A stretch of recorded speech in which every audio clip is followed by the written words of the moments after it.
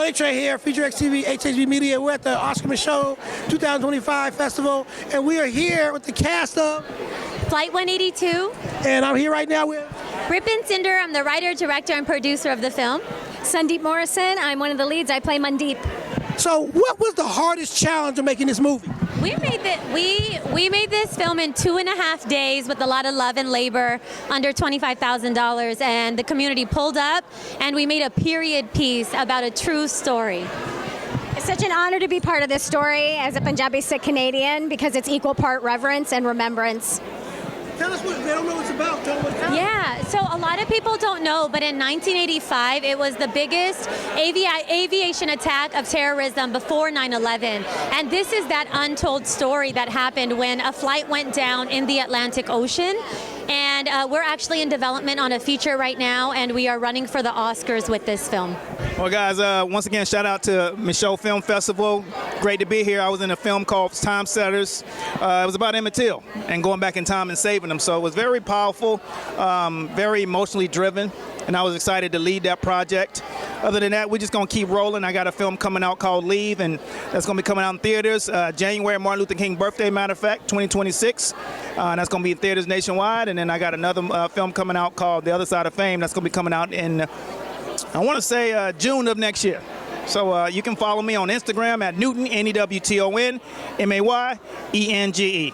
And thank you, and I'll see you guys soon. My merit for credits, I've first AD'd plenty of things before, but he looked at this situation and said, I need somebody that will focus just on what I'm doing and will do anything to make this project and production go forward. We shot in a very difficult location. In Agua Dulce is very, very dangerous, from the terrain to it being almost in the wild, coyotes. We had all kind of, animals out there with snake wranglers. We found snakes and all that stuff.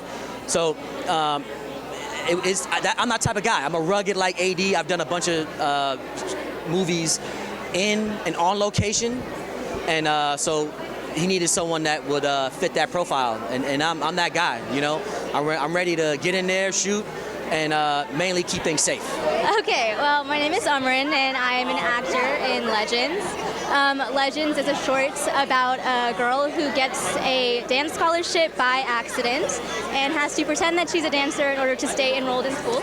And it's based in the collegiate Bollywood dance world, so it's kind of my dream come true in terms of a project to work on as a South Asian actress and dancer. The most challenging part was kind of balancing acting and dance in the same project. I love both of them, but they require very different parts of me, and so getting to blend them was kind of the coolest part of the project, but also the hardest part. So introduce yourself. Hi, I'm Rio Sina. I'm the DP, music, and editor. Everything. Yeah, for the film. Oh, Karen Anna Chung. I play Judy.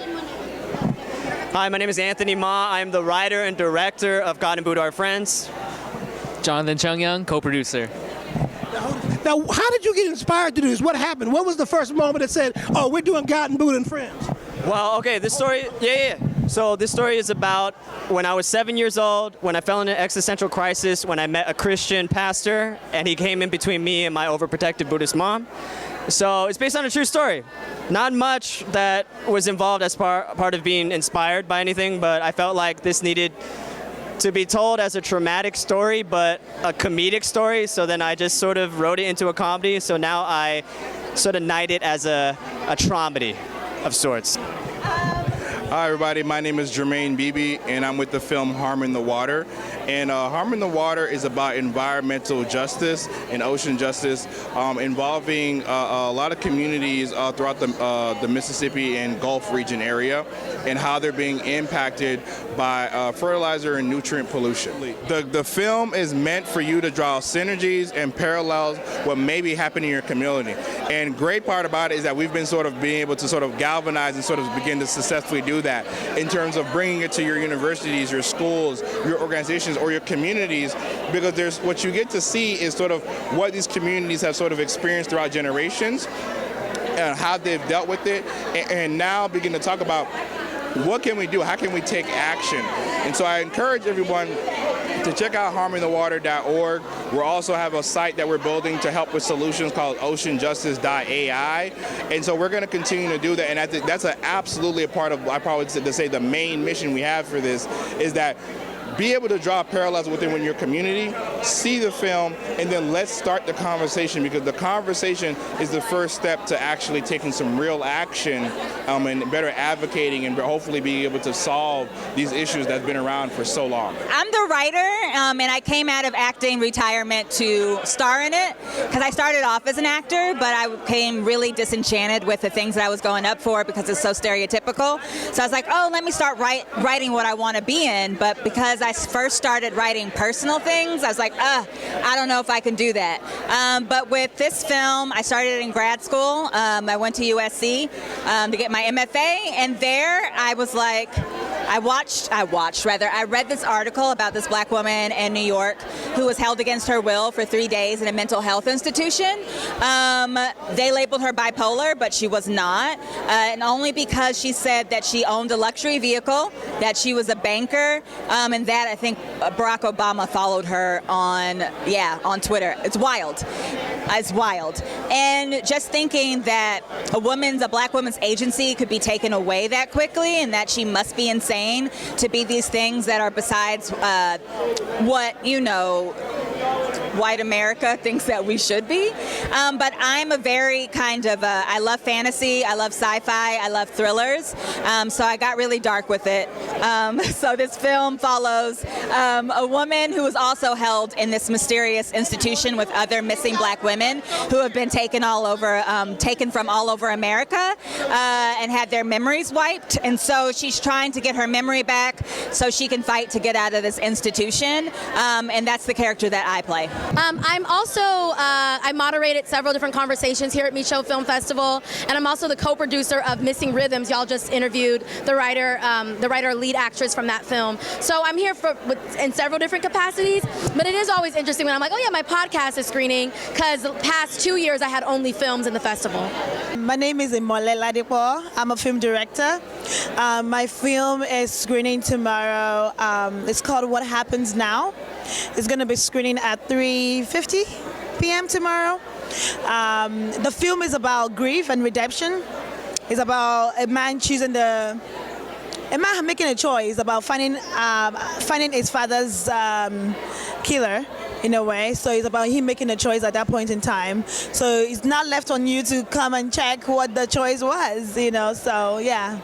My goal is more films, right? After films is more.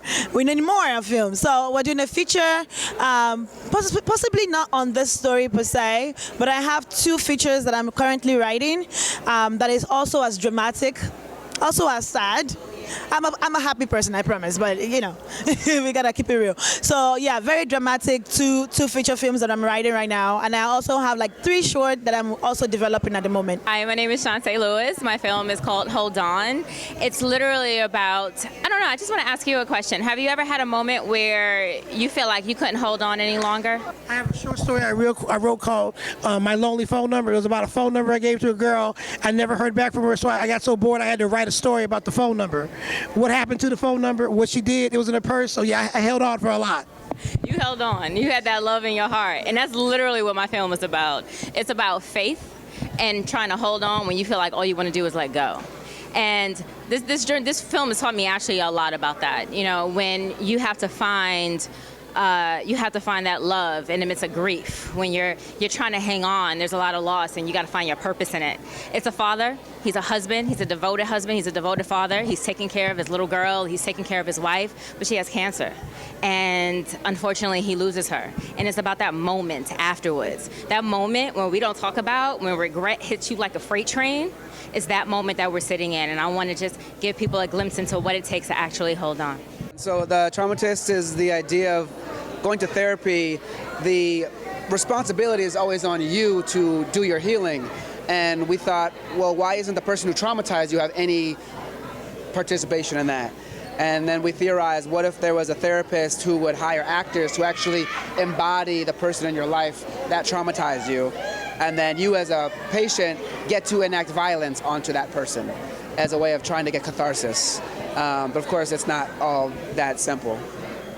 And the story follows a young woman who is trying to get retribution for her childhood traumas, and nothing isn't everything that it seems with her story. So you can check it out by going to the Micheaux Virtual Film Festival and clicking to see the screener. So check it out. It's available for 7 days once you get it. Yeah. So Shadow Acting is a short film about an acting teacher who pushes one of his students a little too hard in trying to get an authentic performance out of her. But at the heart of it is this battle of the sexes between the two, and at the end you discover that there's a little bit more going on underneath the scenes. I think the most challenging part of making the film was probably raising the money. I think once we had the resources, then it was go time. I think the vision was there. And fortunately, I have a team of producers. My lead actress, Jeannie Leah Morgan, and lead actor, Bobby DeJesus, came on, and they felt like we could raise this money through Indiegogo. I'm not good at asking for money, but they were encouraging. And then we brought on B. Elaine Dorsey. We brought in my Tyler Street family, which is Jack Manning III and Tiffany L. Burgess, and then Andres Valencia. And between all 6 of us, we were able to raise just $9,000, but that's all we needed to execute the vision from there. What's up, everybody? My name is Jessica Williams, and I am the voice of Gina in Love is Blind. Happy to be here today. Micheaux is my favorite film festival. And yeah, I'm just so excited for people to see the film. Thank everyone for the support that they've been giving us for all the film festivals across the nation and across the world. So we thank y'all so much, and we can't wait for y'all to see this film. Mike Train here, HB Media, Micheaux 2025. I had to interview everyone here, but I had to get my girl Maya. Just say your name. Hi, I'm Maya Safe. I'm doing social media here at the Micheaux Film Festival. What's the challenge? I know there's so many different filmmakers and films. What's the challenge about promoting? Because I know that some of them have their own social media. So what's your challenge when you're putting something together like this? Oh my gosh. Thing is, there are so many talented people here. I've met genuinely everyone under the sun these past few days, and it's just getting out there, which I know is the hardest part, but when you have platforms like this to bring visibility, it makes things so much better. And seriously, follow the Micheaux Film Festival Instagram. I've got to plug it.